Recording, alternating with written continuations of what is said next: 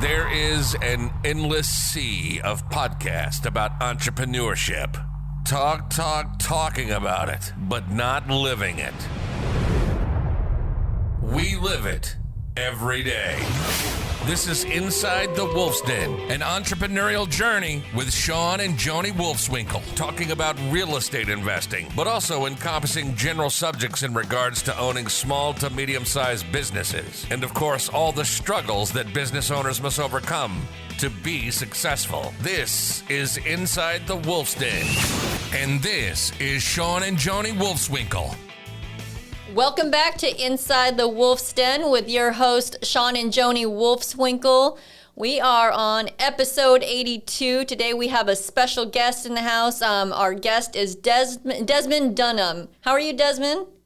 Hey, I'm doing well. Thanks for having me, Joni and Shawn. I really appreciate being here today. I'm excited. We are really looking forward to hearing from you and having our listeners listening to your story. So just a brief bio on Desmond. So Desmond, also known as Coach Des Dunham, is a youth sports expert with over 2 decades of coaching and teaching experience in Washington, D.C., with an award-winning career in high school cross country and track and field. Coach Des boasts many All-American national and international titles.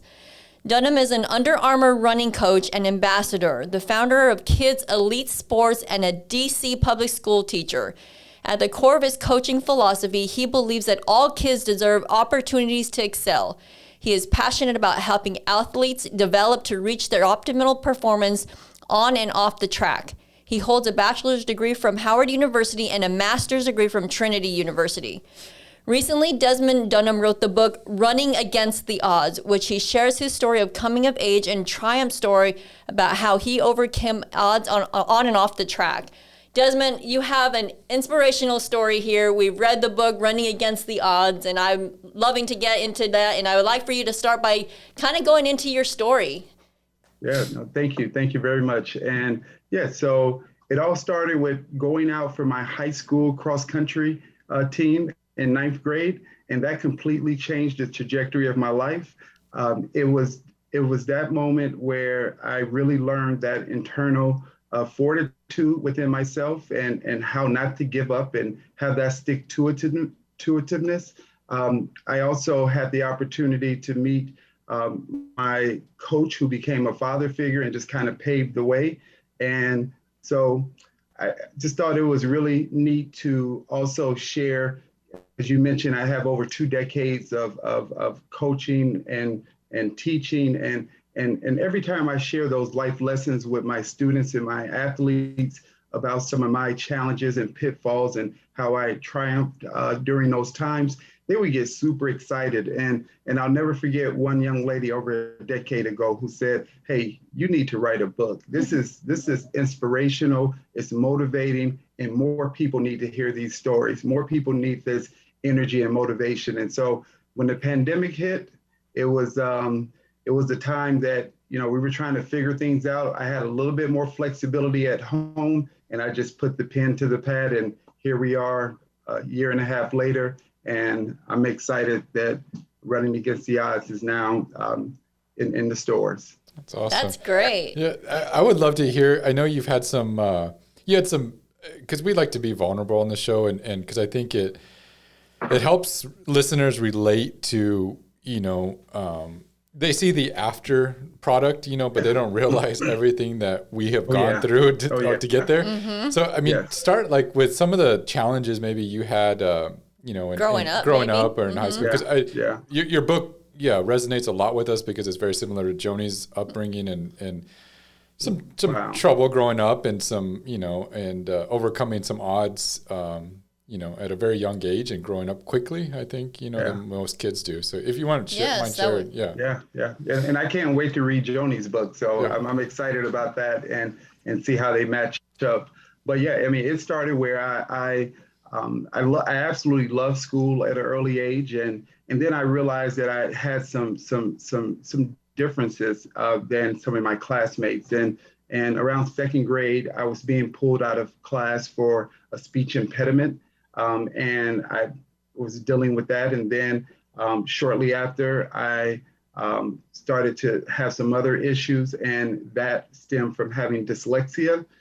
And so with that being said, I had my challenges within school. And then I also had challenges at home where my dad was a Vietnam a veteran, and he was responsible for carrying bodies off of the battlefield and injured and wounded soldiers, also dead soldiers, and he was not provided with that mental therapy when he returned home.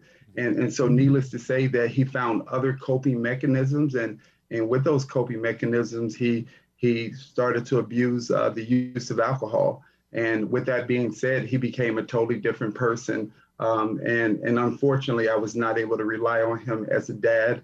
And my sister and I, we witnessed some abuse within our home and with my dad and my mom. And so while your home is supposed to be the safe haven and a place you can relax and reset, it wasn't really that type of atmosphere and environment for my sister and I, and nor for my mother. And in the midst of all of that, we're in Gary, Indiana, which in the 90s, it was the homicide capital of the U.S. After the steel industry started to decline, some other things started to happen within the city that made a struggle for a lot of families and homes, and so it was a lot to navigate. It was a lot within school, at home, and also within the community. Yeah, I mean, that's a lot right there. I mean, growing up, and having these challenges at an early age, I always tell my listeners that you can either be the victim or you can be the victor, right? Yes. And so what was that, when was that moment in time that you said, you know what, like I'm not going to be the victim? And how did you know, and how did you overcome those challenges? Yeah, so I think I had a few of those moments, and with a few of those moments, I mean, first and foremost, in high school, my coach just really instilled some values where he made us become more goal oriented, and that translated to not just doing it on the cross country or the track, but also in life in general. And so there were times that I just really had doubts. I didn't have the foundation that a lot of counterparts had on a national scale. And so there were times where I doubted myself. When I entered Howard University, super competitive university, I'm thinking, do I belong here? And after feeling sorry for myself for a day or so, I made that commitment to say, hey, I don't care what happens, I am going to make it work. And that's just kind of that entrepreneurship spirit where when you know that you've calculated everything and everything makes sense, it's just, you just got to grit and grind, and you just got to have that attitude that I'm not going to give up. I'm going to outwork everyone. And that's just kind of became my DNA, where I wasn't the most talented. I wasn't, always the, most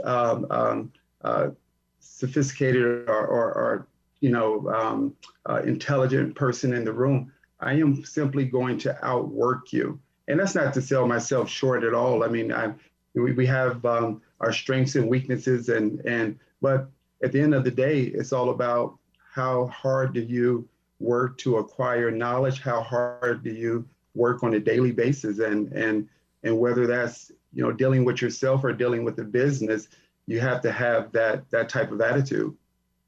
Yeah. It resonates a lot with us because we talk about it a ton on this show, because we're, like I said before, people see the aftermath. And so like Joni and I, we say that over and over again, we are not the smartest. We are not the most talented, but it's hard work though. We will outwork anybody out there. And I think with any successful people, we all say that, right? Yeah. And I think the other thing is we never quit. And I think that relates a lot to sports. And we grew up playing sports. So I think that's where it, that's where we get that desire to keep competing. But tell me about, there was a story in your book about in college, you made a mistake. I think you lost your scholarship, your running scholarship and your track and field scholarship. But I think a lot of times the people in those situations would probably quit or drop out of school and go, especially maybe sometimes with the kids that maybe don't have any support at home, or somebody that's saying, hey, hang in there or go, but you still fought back, you earned it back. Can you tell us about that story and how you redeemed yourself yeah. Well, the one thing that, sorry to keep going back to my high school running days, but I just feel like I learned so much from that, and my high school coach. And he used to always just say, no excuses, own your mistakes, learn from your mistakes, and fail forward. And so those types of things were going through my head, where I wanted to go out for this fraternity, and it's not a social fraternity. It's not a party for fraternity. It's a fraternity that were pillars within the community. They did a lot of service, a lot of leadership. I knew I needed to be a part of something like that, where, iron sharpens iron in life. And so you always want to, check to see who you're rubbing elbows with. I wanted to be with these guys because they were super sharp, and I felt like I could become a stronger leader through this fraternity. But I forgot about one other major thing, and that was to finish all of my studies and homework. And so that, I was just super excited about college, about all the opportunities. And I really just got sidetracked, and it was for a good reason. To this day, I am finally in a fraternity. It was a year later that I had the success of doing so, but it was tough times, and it was a lot of lonely days. It was a lot of tough days, but I remember sitting on my bed. I had tears pouring down, and I just had to own it, and I had to figure it out. And there were times where I was working 2 jobs. I was also trying to run to get my scholarship back, and I just didn't want to give up. My mother had worked extremely hard. She had worked 24 to 28 hour shifts to provide for my sister and I, and I just didn't want to let people down, and I didn't want to let myself down. So I made that commitment that I don't care what it takes. I'm going to finish school, and I'm going to finish it strong. And I'm just so thankful that, as you said, that you learned that through sports, and that's my second book too, by the way. How sports can if you do it the right way, there's just so many life lessons that you can carry with you, and you'll never forget about it. And Absolutely. It'll stick with you in those moments that you need it the most. Yeah, we talk about that all the time as well. Shawn and I both played sports in high school as well. And sports really taught us, to be tough mentally, not to quit. How to fail and still, right. Yes. And like you said, fail forward, and you lose, and how do you handle those losses and overcome and come back. And I had growing up too, I had some abusive coaches, not like physically, but mentally. And about I'm sure you've been you've seen it a lot more than I have, but I had a coach one time that was so mentally abusive, and he did it because he thought that made kids tougher. And so he would weed everybody out by, if you could take the abuse and I'm sorry to hear that. Yeah. But it made me, I learned still a lot through that and through that experience. And I obviously I'm not a quitter. So a lot of kids quit. You learn what not to do, right? Correct. Yes. Yeah. And that's the impetus of my second book, where it's a parent and coach's guide, so that we can really build the character, the life lessons, the teamwork. Those essential skills that we need as not only as kids, but as adults. To make our relationships go stronger, and to also just be a team player within the community. It goes on and on, but we do miss the boat sometimes, and we're missing it quite a bit these days, where it's all about the scoreboard and it's less about the lessons that are entangled in playing sports. Yeah, That's I awesome. agree. Yeah, there's a ton of lessons. I play to win, but at least, but that's not. No doubt about it. For sure. I'm super competitive. Yeah. It could be a game of Uno. I want to win, but but you just don't want to put some things before winning, and that's Correct. where. Yeah. Right. Yeah. So Des, one question I had for you is I know when I wrote my book, I learned a whole lot about myself personally. Yeah. Even through the writing process, was there, did it hit you? Did you experiencing anything different when you were writing the book? Oh yeah, it was some really tough nights. And first of all, I thought I was going to write the book in 6 to 8 months, and it takes a lot longer. It was about 18 to 20 months, and so I learned that I still got that grit and determination, but it also kicked up a lot of dust for me. It also allowed me to have some tough conversations with my family members, my siblings, my mom, my dad's siblings, and so I would say it was super therapeutic, because there were just some obvious things that we should have discussed that we pretended that it wasn't there. Right. And so it was this emotional roller coaster. But I want to say that and a lot of people to this day are still saying, man, you were super vulnerable in your book, and which, as Shawn said earlier, people see you being successful and they think that you don't have a problem, you don't have a worry, you don't have, any concerns in the world. And, you're just thinking to yourself that that's the farthest from the truth. Yeah. And so it was a lot of things that I had not unpacked, that I just kind of, just went through life. But then now, as I reflect back on it, I do realize that there were some things that I should have, had some therapy for. There were some things that some tough conversations I should have had a lot earlier in life. And so better late than never. And that's part of the reason I want to get this in the hands of a lot of young folks, so that they understand that you don't have to go through these types of issues in life alone, that there's people out there, there's resources, and also not to be afraid of tough conversations. I mean, we live in a world where, to me, there's just a ton of miscommunication. There's a lot of assumptions and biasness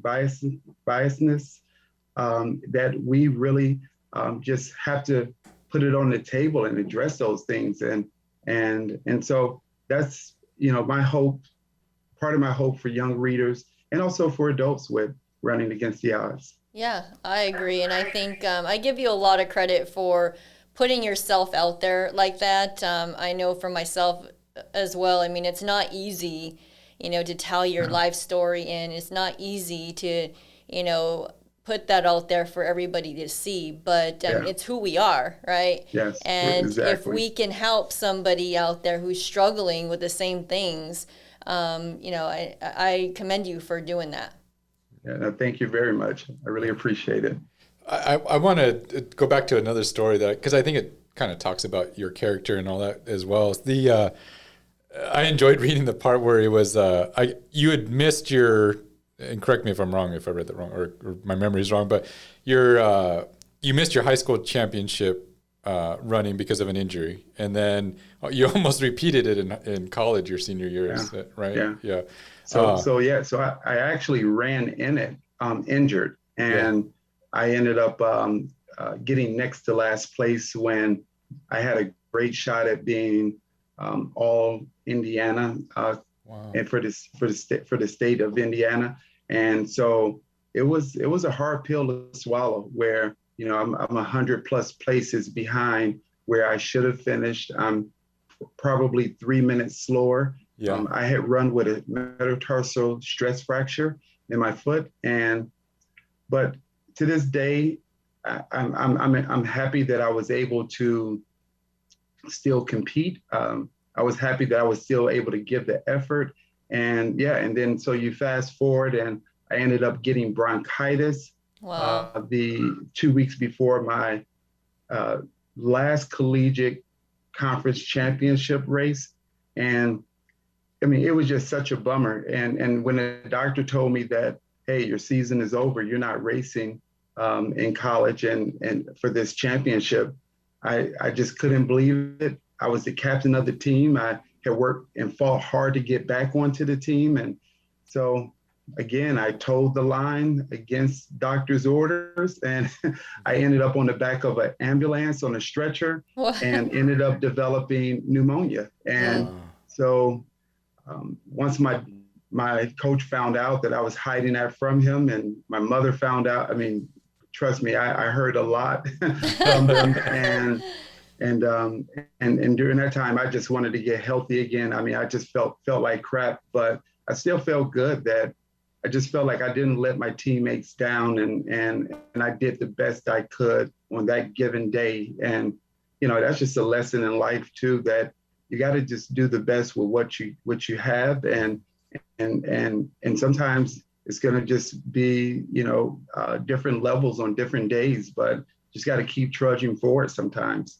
Yeah, we're big on that in our team, and just Joni and I ourselves. Like, you know, we don't look a lot at the competition or what's going. I mean, you got to know what's going on in the market, but I mean, you don't really. You just look at yourself and like, are you yourself giving your best each and every day and improving each and every day, just yourself?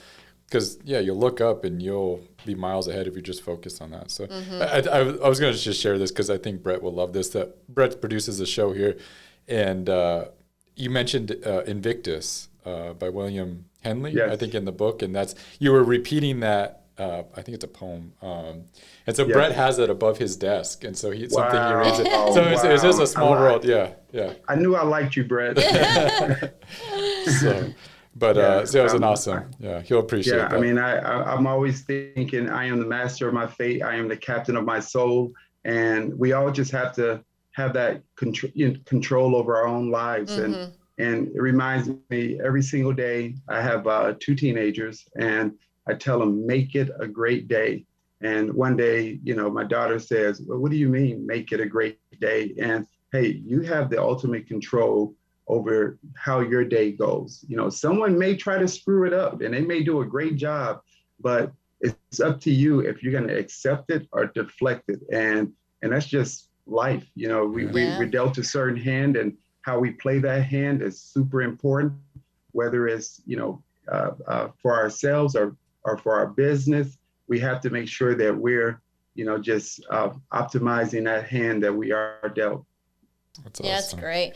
So you seem to have a servant's heart. Like, what drives that? Yeah, I mean, just the fact of making someone else's life better.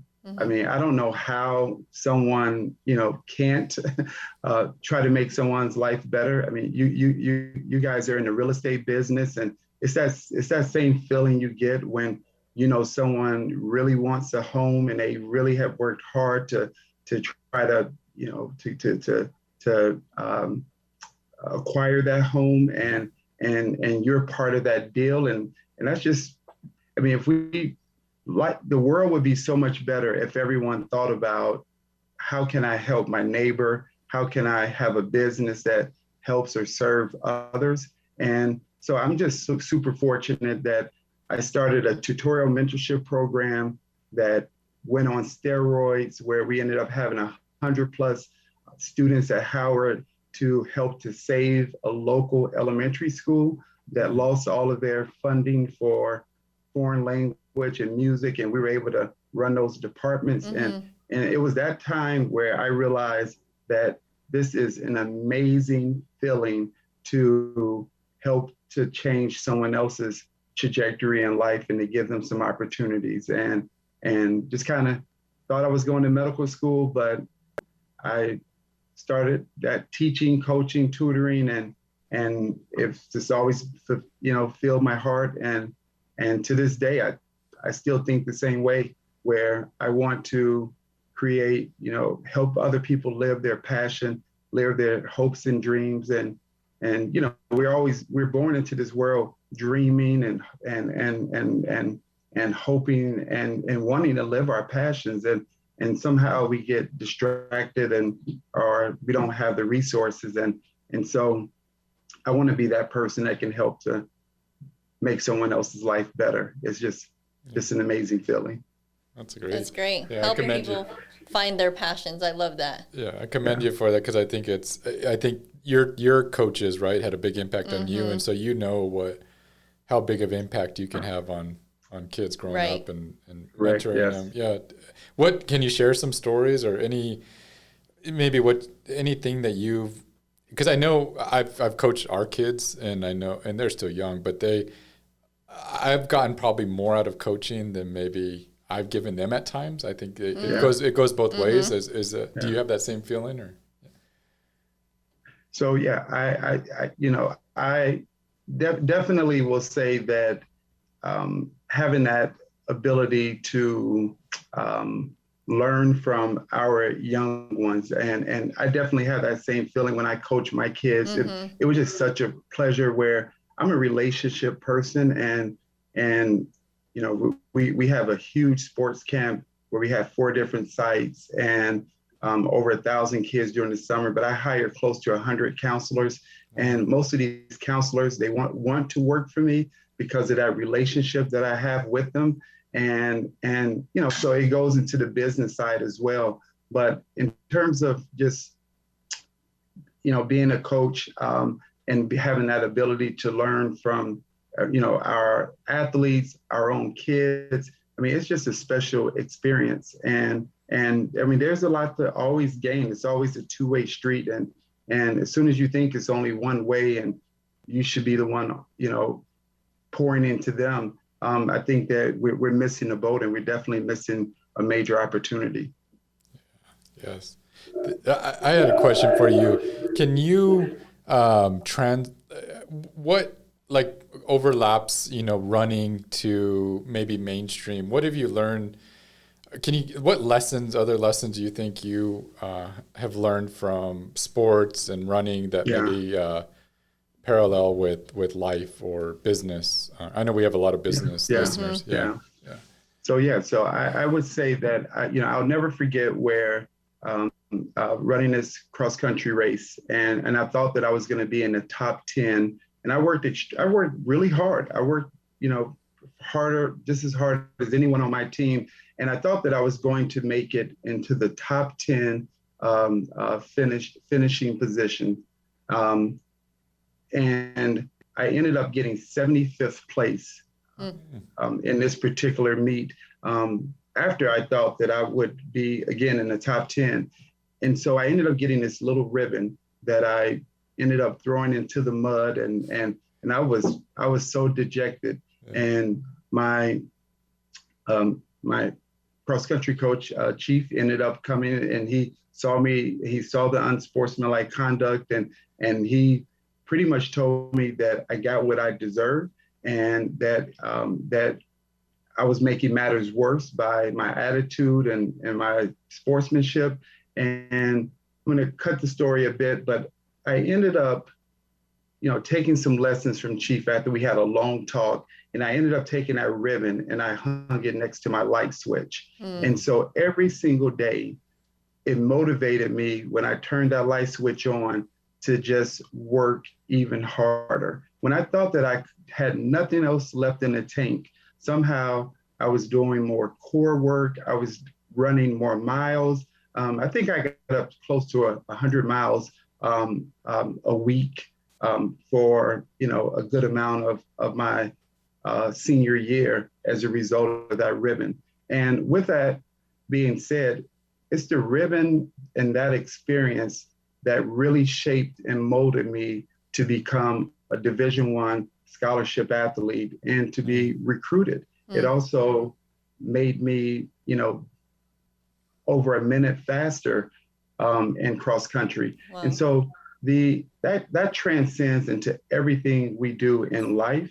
It also definitely transcends into business, because we're going to work hard, but there's always a little bit more that you can do to beat on your craft that's going to allow you to have that competitive edge. And when you start to work at a really high level and you're fixated, not just focused, but you're fixated on those business goals and you're living it on a daily basis, you're going to start to have some things, you're going to start to have some luck. You know, I always say the harder you work, the more luck you have. And sometimes it's about, you know, meeting the right person or just getting the right break or having the right resource. But, you know, you're not going to get those things unless you're, you know, beating your craft every single day. Yeah. And I know where the ribbon is to this day. I have no idea where some of my trophies and medals are. And so it's those tough lessons and that adversity that it's going to either define you one way or you're going to allow it to catapult you and define you a different way. And so there's a lot to get from, you know, failure. Yeah. I think so many of us have this negative relationship with failure, and it's something that we just need to embrace. Mistakes are okay, but learn from those mistakes. Be prepared to learn. Yeah. That's great. You talk a little bit about, you know, the focus, and you have to have extreme focus, you know, to get to where you have, and also discipline. Talk a little bit about the discipline it took to get there. Yeah. I mean, I would say that I always have my goals visible where I can see them. With my goals, I always have at least one or two things that I want to change in my life that brings me closer to that goal. And that's what I mean about fixated. You can't just say you want to do something. You have to ask yourself every single day, what did I do today to get one step closer to my goal? And, you know, a goal without a plan is only a wish. And there's a lot of folks who are out there, they want success. They want success, and you talk to them and that's all they're doing. They're just talking. And it gets to a point where, okay, and let's not talk about these hypothetical situations any longer.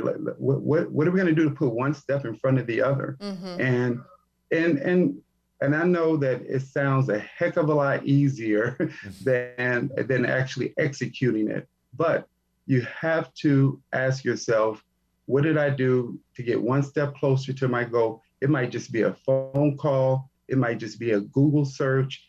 It could be something small. You're going to have some really tough days, but you just got to keep trudging forward. And eventually you're going to come out of that dark tunnel. You're going to see that light, and it's going to be a glorious light. Yeah. I think a lot of us, you know, you just have to get started. You know, some people just don't want to put that foot forward and just get started, right? Yeah. So we have a lot of new listeners, young listeners that either getting into being an entrepreneur, buying real estate, or, you know, what advice would you give them, either personal or, you know, business-wise? What advice would you give them? Yeah, one for sure is that you don't have to reinvent the wheel. You want to make sure that you're surrounding yourself by other champions. And I always say this, that about 80% of it should come from studying others and what they've done. And then the other 20% is your own ingredients that helps you to set yourself aside. Because, I mean, we know that in business, you always want to try to be that unique brand, that unique business, offer something different, give a customer a different feel from all the other businesses. And so for our young listeners, I would 100% say that iron sharpens iron. You want to make sure that you audit your circle, that you have potential mentors, that you have other business owners that have figured it out. And you want to just be that sponge to absorb as much as possible. And just through your own research and interaction, you'll also formulate those other key ingredients that makes you unique. And so, you know, we're a very top-heavy area for camps, and we ended up coming up with a sports-related model, but we made it a lot more unique than all the other area camps. And we, you know, overnight success was 3 years, and that's typically, you know, the minimum. And now we have over 1,000 campers. We're still expanding, and we have the hard decisions. Do we continue to expand, or are we at our sweet spot? And so young listeners, just please make sure you have your mentors. You don't reinvent the wheel. Make sure that you're studying on a daily basis. You want to study potential competitors, and that's always something I learned early in my coaching career also, was that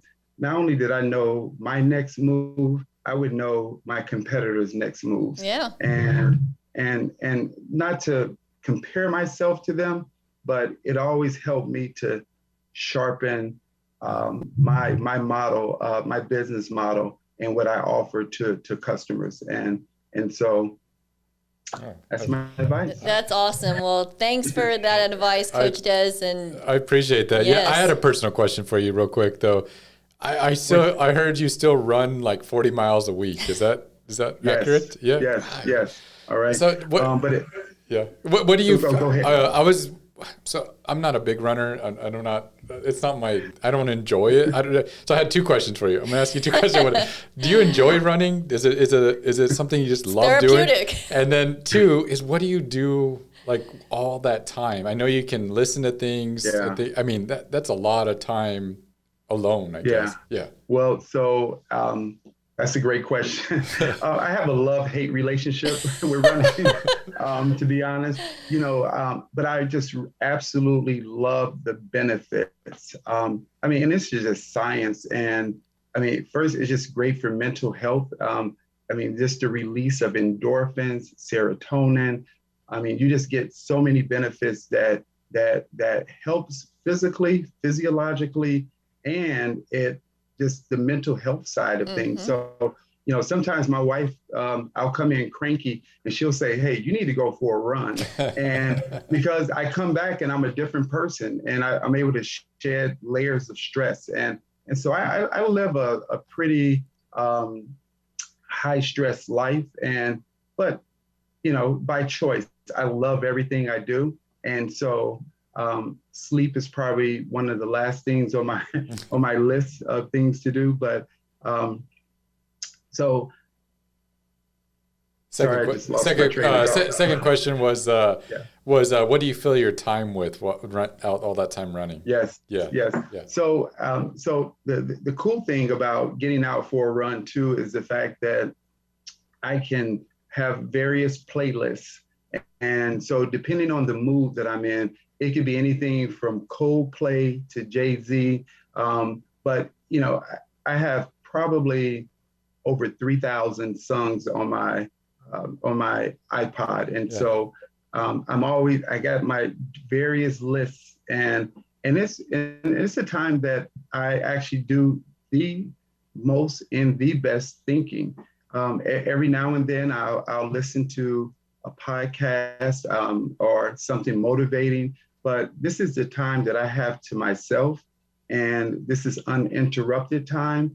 And so a lot of times I'm able to really get in the zone if I have the right music or the right motivational talk, or, I'm always just trying to either decompress or fill myself with just, additional positive energy.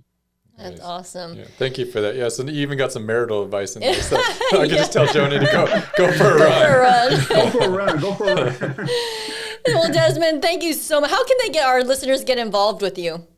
Yeah, so and I was going to say one thing earlier too, that I've been a little sidelined as I had a PRP injection on my knee. So I'm not running 40 miles right now, but the goal is to get back. So, if anyone's following me on Instagram, they're going to see me on the crutches. And so listeners can find me at Coach Des Dunham, at Coach Des Dunham for Instagram, or Desmond Dunham on Facebook. And then I also have a website, www.coachdesdunham.com. And I would love to connect with some of the listeners here. Awesome. And there's no doubt you'll be back maybe tomorrow with your drive. That's awesome. Yes. So yes, just again, guys, go check out Desmond Dunham's book, Running Against the Odds. It's available on Amazon? Yes, it was the #1 new release, and it is on Amazon. Yes. All right. So Running Against the Odds, guys, it's a great book, and we'll have it all in the show notes as well. So. Yeah, so we appreciate you being on here, and I think you added a ton of value, and I enjoyed the conversation today and all that you shared, so thank you. Yes, thank you. No, thank you all very much. I really appreciate you having me, Shawn and Joni. Awesome. Well, that's it for today. We'll see you all next week. Everybody have a great week. All right. Thanks, guys. All right. Bye-bye. You've been listening to Inside the Wolf's Den, an entrepreneurial journey with Shawn and Joni Wolfswinkel. Tons of entrepreneurial podcasts are out there. Talking. But Joni and Shawn are living it every single day. Their portfolio now includes many franchises and medium-sized businesses. We talk about the trials and motivators of successfully running a business. Join us again soon for another podcast. But until then, reach out on the website at InsideTheWolfsDen.com, on Facebook at Inside the Wolf's Den, on Instagram at Inside the Wolf Den. We'll see you again soon. This is Inside the Wolf's Den. We'll see you next time.